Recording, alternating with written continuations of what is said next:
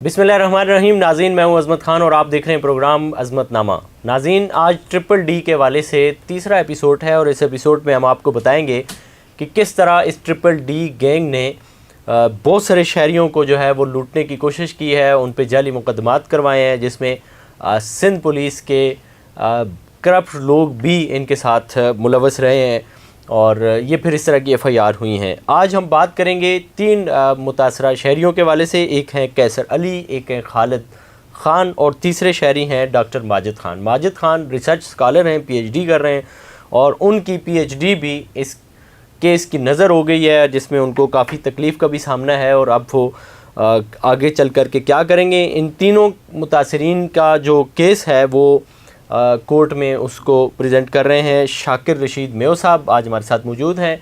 Shakir Rashid Mayo साहब से पूछेंगे कि किस तरह इन तीनों लोगों पे क्या क्या एफ़आईआर हुई हैं, कितनी एफ़आईआर हुई हैं और अब केस की क्या सूरत हाल है। अस्सलाम वालेकुम सर। वालेकुम सलाम। आपका बहुत शुक्रिया शाकिर साहब कि आपने टाइम दिया। मुझे थोड़ा सा इन तीनों लोगों के बारे में बताइए, पहले इस गैंग के बारे में बताइए, ये ट्रिपल डी। देखें, बेसिकली ये जो ट्रिपल डी है ये अपने आप को ये कहते हैं कि हम जो है वो लीगल एडवाइज़र हैं बेसिकली, और लीगल असिस्टेंस हम मुख्तलिफ़ कंपनीज़ को जो है वो प्रोवाइड करते हैं। ठीक है। अब यहाँ पे एक बड़ा बेसिक क्वेश्चन है कि क्या जो लीगल एडवाइज़र है वो कोई कंपनी जो है वो बन सकती है या नहीं बन सकती। इसके लिए जब हम अपने जो है वो लॉज देखते हैं, जिसके अंदर हमारे पास जो प्रैक्टिशन रूल्स एक्ट 1934 है, जिसके अंदर क्लियरली ये मेंशन है कि वो बंदा लीगल एडवाइज़र हो सकता है जो एडवोकेट हो, प्रैक्टिसिंग लॉयर हो और इनरोल्ड एडवोकेट हो। ठीक है। कि कोई ऐसा बंदा जिसने सिर्फ एलएलबी कर ली और वो जो है अपने आप को लीगल एडवाइज़र किसी कंपनी का बना ले, क्योंकि ये SCCP security exchange commission of Pakistan उसके ऊपर भी जो है वहाँ पर मेंशन है कि किसको आप अपॉइंट करेंगे। एवरी कंपनी जो है उसको जो है वो लीगल एडवाइज़र जो है उसको रखना ज़रूरी होता है। अब ये जो ट्रिपल डी है बेसिकली ये जो है वो 4-5 लोग हैं ये जिन्होंने मिलकर, ये अंबर शहाब है उसके अंदर, अंबर शहाब और इस तरह के जो है वो नासिर अली है और 3 लोग इनके साथ और हैं। उसमें इन्होंने अपने साथ कुछ लेडीज़ को भी साथ रखा हुआ है। तो ये मिलकर जो है इस तरह का काम करते हैं, जो अपने आप को शो करते हैं कि लीगल एडवाइज़र हैं। बेसिकली टेक्निकली ये कोई लीगल एडवाइज़र नहीं है और ना ही लीगल एडवाइस की डेफिनेशन पे ये पूरा उतरते हैं। ठीक है। ठीक है। अब तो इन्होंने कैसर अली या इस हवाले से बताएं कि कैसर अली पे कितने मुकदमात करवाए हैं, खालिद ख़ान पे कितने हैं। अब देखें, इसके अंदर एक बड़ी मज़े की मैं आपको बात बताता हूँ अज़म साहब, कि जो कैसर अली है बेसिकली ये एक ट्रैवल एजेंट है पेशावर के अंदर। अच्छा। अब पेशावर के अंदर ये ट्रैवल एजेंसी का काम करते हैं। इनका ज़ाहिर है लीगल डॉक्यूमेंट्स की जो एक रिक्वायरमेंट होती है कि कौन बंदा जो है वो अपना ट्रैवल एजेंट हो सकता है और ट्रैवलिंग का बिज़नेस कर सकता है, तो उसके लिए लॉज मौजूद है वहाँ पर। पेशावर के प्रोविंस टू प्रोविंस थोड़े वेरी करते हैं। ठीक है। तो वहाँ पे ये रजिस्टर्ड थे।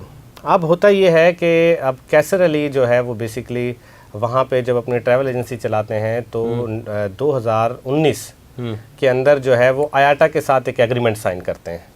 ठीक है। आयाटा बेसिकली ज़ाहिर है वो एयरवेज़ को कंट्रोल करती है और टिकट्स की डीलिंग्स के ऊपर काम करती है। बिल्कुल। तो वहाँ पर जब ये उसके ऊपर काम करते हैं, उनकी लीगल रिक्वायरमेंट पूरी करते हैं। ठीक है। अब उसके बाद ज़ाहिर है हर बंदे को पता है कि कोविड का एक जो है वो तूफ़ान आया और उसके अंदर बड़े बड़े बुर्ज जो है वो गिर गए। ठीक है। उसके अंदर ज़ाहिर है ये छोटे ट्रैवल एजेंट से सब इफ़ेक्ट हुए। अब बेसिकली आयाटा के साथ जो भी एग्रीमेंट साइन किया जाता है वो होता है 1 साल का। 1 साल का, यानी कि 2019 के अंदर अगर उन्होंने आयाटा के साथ कोई एग्रीमेंट साइन किया तो वो 2020 तक चलता है। 1 साल के लिए। ठीक है। उसके बाद इन्होंने उसके साथ कोई जो है डील नहीं की। अब वहाँ पर जब आयाटा के साथ कोई एग्रीमेंट किया जाता है तो वहाँ पे उनको एक सिक्योरिटी चेक प्रोवाइड किया जाता है। ठीक और है। उसके ऊपर बाकायदा मेंशन किया जाता है कि सिक्योरिटी चेक है, और वो सिक्योरिटी चेक इस पर्पस के लिए नहीं दिया जाता कि कोई फुलफिलमेंट ऑफ द लोन होगी। हाँ। बेसिकली वो जो है चेक इसलिए दिया जाता है कि वो आपकी लिमिट को डिस्क्राइब कर रहा होता है। ठीक है। कि अगर आपने 50 लाख रुपए का सिक्योरिटी चेक दिया है तो 50 लाख रुपए तक आप जो है वहाँ पे टिकटिंग कर सकते हैं और फिर उसकी आप पेमेंट करते हैं। उनका एक प्रोसीजर है। ठीक है। अब यहाँ पर 2020 गुजर गया, 2021 गुजर गया। ठीक है। उसके बाद होता ये है कि एक कंपनी आती है जो अपने आप को कहती है कि मैं कॉन्टिनेंटल इंश्योरेंस कंपनी है। ठीक है। और जिसके जनाब करता धरता एक जो है वो साबका हमारे भाई हैं। हमारा डिपार्टमेंट ज़ाहिर है हम वकील और वो डिपार्टमेंट एक साथ चलता है, पुलिस डिपार्टमेंट। उसके रिटायर्ड जनाब जो है वो डीआईजी साहब नैयर नैयर साहब जो है वो उसके कॉन्टिनेंटल इंश्योरेंस कंपनी के सीईओ हैं। ठीक है। अब वल्ला आलम के उन्होंने क्या किया, कैसे किया, ये जो सिक्योरिटी चेक थे वो उन्होंने आयाटा से किस तरह लिए, या आयाटा और ट्रेवल एजेंट के बीच में जो किरदार अदा करता था डॉक्यूमेंटेशन के जो एजेंट थे उनसे सेटिंग की, कुछ चेक इनके पास आ गए। ठीक है। जिनके ऊपर इन्होंने ये फाल्स एफआईआर रजिस्टर कराना शुरू की। ठीक है। अब इसके अंदर जो है, अब खालिद खान का, अब मैं केस के हवाले से आपको बाद में डिटेल प्रोवाइड करूंगा, मैं थोड़ा सा आपको ओवरव्यू दे रहा हूँ कि अब कॉन्टिनेंटल इंश्योरेंस का काम क्या था। और कॉन्टिनेंटल इंश्योरेंस जो है वो बेसिकली, अब ये फिर वही लॉ की बात आ जाती है कि कोई भी इंश्योरेंस कंपनी वो फाल करेगी फाइनेंशियल इंस्टीट्यूशन के अंदर। ठीक है। उसके लिए पाकिस्तान के अंदर एक लॉ मौजूद है, ऐसे ही है, फाइनेंशियल इंस्टीट्यूशन रिकवरी 2002। जी हाँ। अब उसके अंदर जो भी ऐसी कंपनी जो फाइनेंशियल इंस्टीट्यूशन से रिलेटेड होगी वो जो है अपना कोई रिकवरी का अगर मैटर होगा तो वो लेके जाएगी कॉम्पिटेंट अथॉरिटी के पास। ऐसे ही है। और कॉम्पिटेंट अथॉरिटी यहाँ पे फाइनेंशियल इंस्टीट्यूशन को डील करती है, बैंकिंग कोर्ट। ऐसे ही है। अब यहाँ पर नैयर साहब ने क्या किया, ना तो वो बैंकिंग कोर्ट गए और ना ही जो है वो उन्होंने कोई सिविल रेमेडी अवेल की। उन्होंने डायरेक्ट जो है इनको ट्रिपल डी को, जिसके अंदर जनाब अंबर शहाब साहब हैं, नसीर अली है, अशरफ अली है, मोहम्मद नवीद, इस तरह के लोग जो थे इनको उन्होंने अपने साथ अटैच किया और जनाब धड़ाधड़ जो है लोगों की एफआईआर रजिस्टर कराना शुरू की। ठीक है। अच्छा, तो खालिद खान का क्या मामला है? अब खालिद खान का जब मैंने केस चलाया, पुलिस फाइल मेरे पास आई, डॉक्यूमेंट उसके सारे मेरे पास जब आए तो पता ये चला जनाब कि खालिद खान का 1 करोड़ रुपए का जो है वो एफआईआर उन्होंने रजिस्टर्ड कराई है 489F के अंदर। और इसके अंदर एक बड़ी इंटरेस्टिंग चीज़ मैं आपको बताता हूँ कि ड्यूरिंग ट्रायल जो है एक चीज़ मेरे सामने आई पुलिस पेपर्स में कि क्लेम वो कर रहे हैं एफआईआर के अंदर 1 करोड़ रुपए का। ठीक है। 1 करोड़ रुपए का ड्यू है, 1 करोड़ रुपए की ऑब्लिगेशन है। ठीक है। और जो एग्रीमेंट कोर्ट में प्रोड्यूस कर रहे हैं वो जो है 70 लाख रुपए का। अब वहाँ पे जज साहब से मुकालमा भी हुआ इस हवाले से, बड़ा दिलचस्प। मैंने कहा सर वो हम शुरू में बचपन में सुनते थे तो बताते थे कि नकल के लिए अकल की ज़रूरत है। तो मैंने कहा ये यहाँ पे जो है ये मार खा गए कि जब नकल ही कर रहे हैं, कुछ जाली डॉक्यूमेंट भी अगर बना रहे हैं तो कम से कम अगर 1 करोड़ का क्लेम कर रहे हैं तो जाली डॉक्यूमेंट तो 1 करोड़ का लेके आए। हाँ। तो वहाँ पे अच्छा वो जो है ज़ाहिर अंबर शहाब साहब के साहबजादे हैं, वो भी हमारे जो है फैकल्टी के, हमारे लीगल फ्रेटर्निटी के पार्ट बन गए। तो माशाल्लाह वो भी अपने फादर को जो है वहाँ से फिर ऑन कर रहे हैं। तो बहरहाल वो जो है बड़ा एक ज़बरदस्त वहाँ पे केस रहा और फिर जो है वो जज साहब ने इनकी बेल ग्रांट की। और उस केस के अंदर अच्छा एक और चीज़ मैं आपको बताता हूँ, ज़ाहिर है हमारे आम लोगों को इस चीज़ का नहीं पता कि कोई एफआईआर जब रजिस्टर्ड होती है तो उस एफआईआर के अंदर आपको स्पेसिफाइड किया जाता है कि ऑफेंस क्या हुआ है। ठीक है। अब यहाँ पे क्या करते हैं ये लोग, अब 489F तो बड़ा क्लियरली है, जाहिर है वो ये कहता है कि कोई अगर आपके ऊपर कोई लोन है, कोई ऑब्लिगेशन आपके ऊपर है तो उसके हवाले से आपने कोई चेक इशू किया है तो उस चेक के रिगार्डिंग आप जाके 489F की एफआईआर रजिस्टर कराएंगे। ऐसे ही है। अब ये स्पेसिफाइड है। यहाँ पे क्या होता है कि इनकी एफआईआरों के अंदर, इनकी एफआईआरों में ये होता है कि ये एक एफआईआर रजिस्टर्ड कराने जाते हैं और उसमें 10 बंदों को नॉमिनेट कर देते हैं और 10 बंदों के उसमें जो है वो नाम मेंशन कर देते हैं। एक एक एफआईआर में 15-15 लोगों को नॉमिनेट किया हुआ है। अच्छा, अब उन 15 लोगों के ना तो कोई स्पेसिफाइड किया जाता है कि उनका ऑफेंस क्या था। ठीक है जी, बस हमारे पैसे थे, ये चेक थे, वो थे। जज साहब ने वहाँ पे क्वेश्चन किया कि भाई ये जो चेक आप प्रोड्यूस कर रहे हैं यहाँ पे, ये तो सिक्योरिटी चेक है। ठीक है। तो वहाँ पे जो है वो उनके वकील साहब जो है वो खामोश हो गए। तो फिर मैंने उनको जो है जज साहब को बताया कि बेसिकली देखें, अगर हम जब कंपनीज़ की बात आती है तो ये एक सिविल डिस्प्यूट होता है। हाँ। और इन्होंने तकरीबन अजमत साहब तकरीबन कराची के अंदर तकरीबन 250 अबव एफआईआर इन्होंने रजिस्टर्ड कराई हैं मुख्तलिफ लोगों में, जिसके अंदर तकरीबन कोई 100 के राउंड फिगर तो ये अंबर शहाब साहब हैं, फिर जनाब जो है नसीर अली साहब हैं कंप्लेनेंट जी। और फिर वो एफआईआर रजिस्टर्ड कराने के बाद इनको आप देखें कि उन एफआईआरों के अंदर इन्होंने पता नहीं, वो मुझे नहीं समझ आती कि वो जो पुलिस ऑफिसर वहाँ पे बैठे हुए हैं कि वो एफआईआर रजिस्टर्ड कैसे कर देते हैं। हाँ। कि एक ज़ाहिर है हमारे यहाँ जो है वो पुलिस रूल 1934 और फिर अमेंडमेंट के बाद 2002 उसके अंदर क्लियरली मेंशन है। फिर हमारा जो है वो सीआरपीसी के अंदर मेंशन है कि अगर कोई ऑफेंस, कॉग्निजेबल ऑफेंस अगर जो है अकर होता है तो उसको आपने स्टेटमेंट जब रिकॉर्ड करनी है तो उसके अंदर आपने उसको देखना है कि वो ऑफेंस आया कि हुआ भी था या नहीं हुआ। ठीक है। अब यहाँ पे 15-15 लोग एक एक एफआईआर में जो है वो इनको नॉमिनेट कर रहे हैं तो बेसिकली उनसे ऑफेंस क्या हुआ है। हाँ। तो यही बात जब हमने कोर्ट में उनको बताई कि देखें जी इन्होंने एफआईआरें तो तकरीबन जो है वो 250 से अबव जो है एफआईआरें मुख्तलिफ रजिस्टर्ड कराई हैं, वो हमने सारे डॉक्यूमेंट प्रोवाइड किए, 255 एफआईआर की जो है वो सीरियल वाइज उनको प्रोवाइड की। तो उनको हमने ये बताया कि देखें जब यहाँ पे कंपनीज थी, सिविल डिस्प्यूट था, एक भी इन्होंने रिकवरी का सूट फाइल नहीं किया। हाँ। और एक भी इन्होंने कैच चेक से रिलेटेड समरी सूट फाइल होता है वो इन्होंने फाइल नहीं किया। अब मैं आपको ये बता दूं कि ये जो एफआईआर रजिस्टर्ड होती है इसमें तो पैसा मिलता ही नहीं है, जाहिर है, इसके अंदर तो सज़ा होती है। हाँ। और 3 साल की पनिशमेंट है, ठीक है, और जो है वो पेनल्टी है। अब यहाँ पे क्वेश्चन क्रिएट होता है कि क्या इन एफआईआर के एवज इनको कोई रकम या रिकवरी होती है? नो, ये जस्ट एक ब्लैक मेलिंग का तरीका है। अब मुझे बताएं कि वो बंदा केसर पेशावर से अगर आएगा यहाँ पे, हाँ, तो कम से कम 30 से 40 हज़ार रुपये उसका एक्सपेंस होगा। बिल्कुल ऐसे बिजनेसमैन है, ट्रैवलिंग का काम करता है, उसकी इज्जत है। इन्होंने क्या किया कि यहाँ से पुलिस ऑफिशियल्स को लेके गए पेशावर के अंदर, उसके ऑफिस में चले गए, उसको बोला कि भाई आप हमें ये पैसे दें, हम आपका केस ख़त्म कर देंगे। ठीक है। पहले तो वो शॉक्ड होता है कि केस हुआ कैसे। बहरहाल फिर जब वो पता चलता है पुलिस है ये वो, अब जाहिर है वो पेशावर में बैठे हैं, उनकी एक इज्जत है, रिस्पेक्टेड है, जाहिर है बिजनेसमैन है, बिल्कुल ऐसी है। अब वहाँ पे जब जो है पुलिस उनको ब्लैकमेल करना शुरू करती है तो फिर ये कुछ लेन देन का मामला करते हैं। जाहिर है हर इंसान अपनी इज्जत बचाता है। हमारे यहाँ ये भी तो है ना कि एक तो लॉ की अवेयरनेस नहीं है और दूसरा फाइट लोग करने से जो है कोशिश करते हैं एक मामला आगे न जाए। बिल्कुल।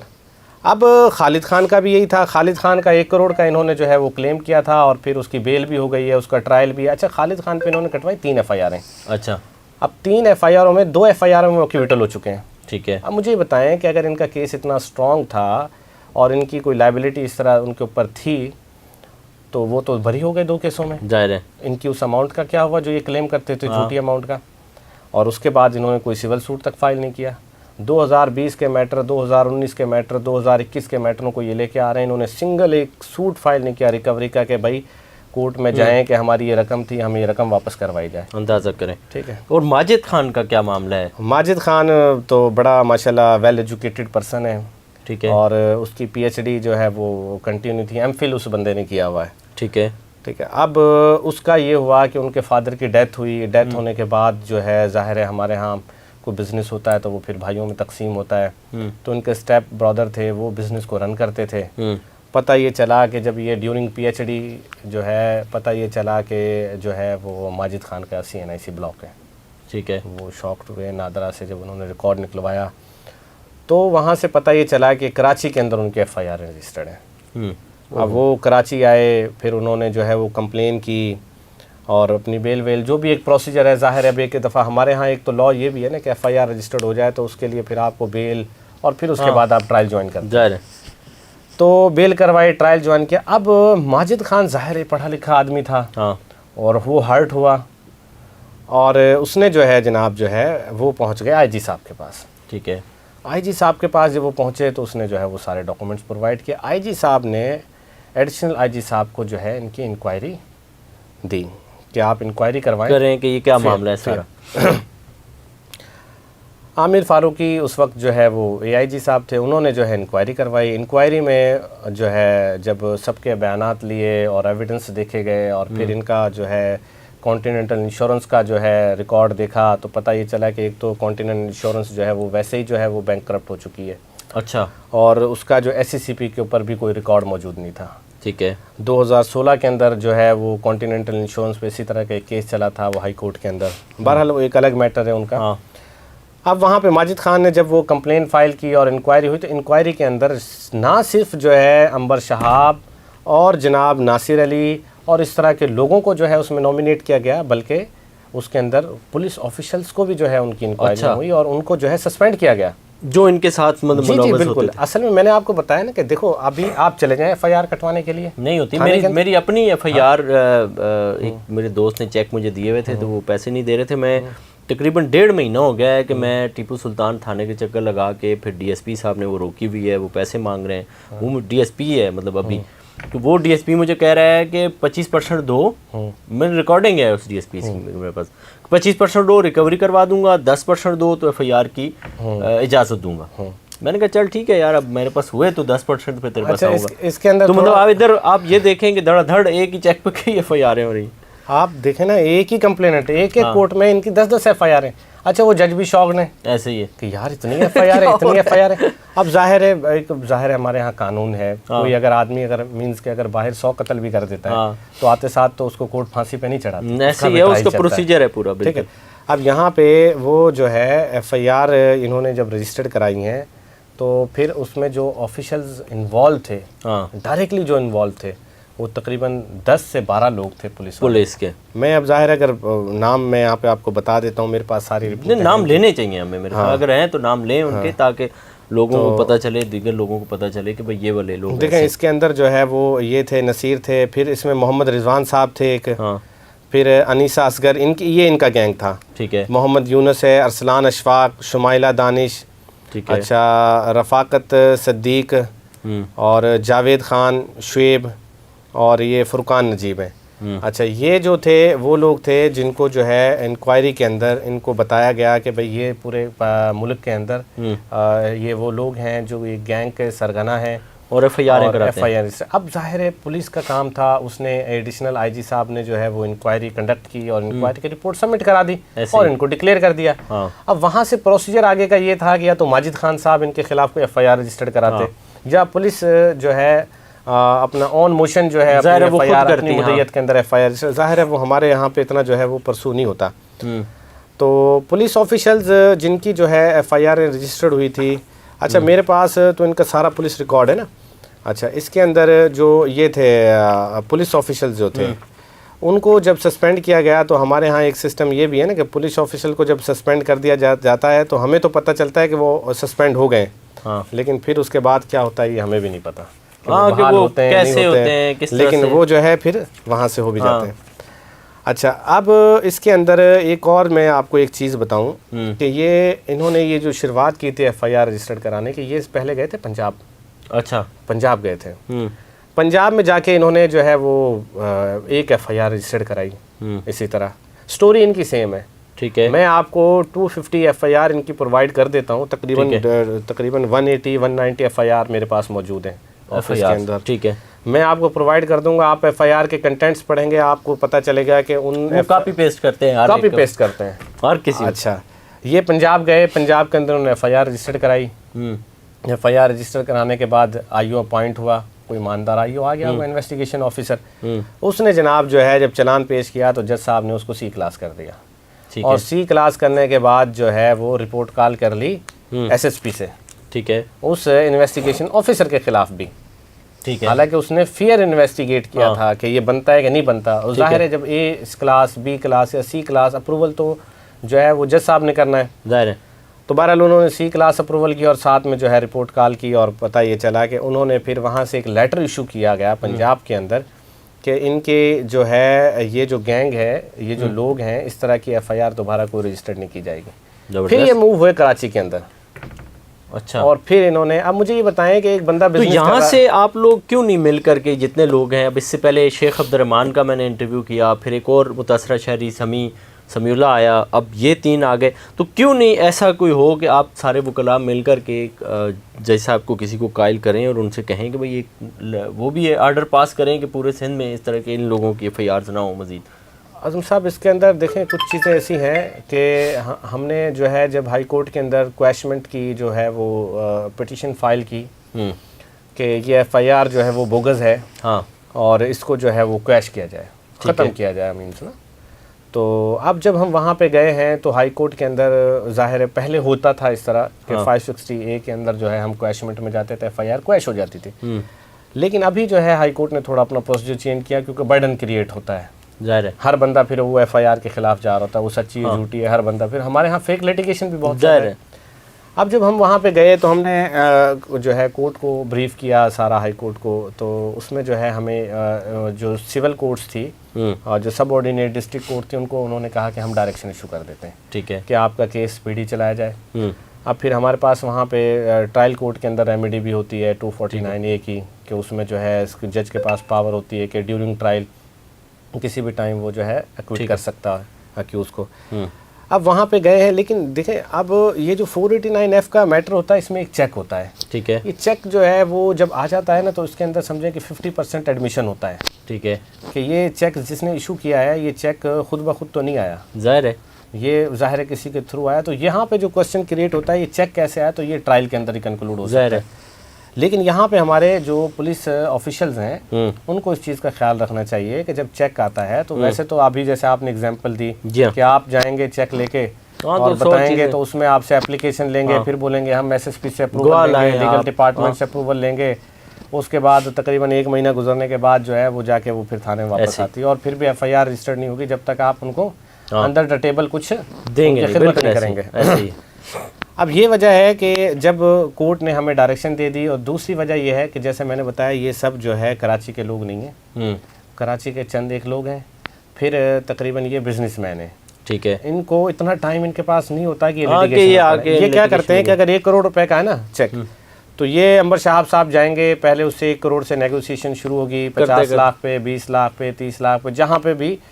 फिर वो भी बिजनेसमैन होता है, वो कहता है यार मैं कराची जाऊंगा, फिर केस जो है वो प्रोसीड होगा, बेल करवाऊंगा, तो ले दे के मामला सॉर्ट आउट कर देते हैं। इन 250 एफआईआर्स में जो इनके केस अब तक ख़त्म हो चुके हैं उनमें 99% केसों में कॉम्प्रोमाइज़ किया इन्होंने। अच्छा, वो पैसे असल तो टारगेट इनका जो है वो ब्लैकमेलिंग है, वो ब्लैकमेल जो हो गया जिसके पास था वो हो गया, जो नहीं हुआ वो बरी हो गया। कोर्टों ने जो है कितने इनके जो है केसेस खत्म कर दिए। ऐसे ही अब एक और केस जो है वो कैसर का हमारी को कोर्ट में पेंडिंग है, मे बी कि वो नेक्स्ट डेट पे वो खत्म हो जाए। ठीक है। अच्छा, फिर इनकी एक और जो है वो मैलाफिडे में आपको बताता हूँ कि केस तो फाइल कर दिया इन्होंने, एफआईआर रजिस्टर्ड हो गई, ट्रायल कोर्ट में ये पेश ही नहीं होते।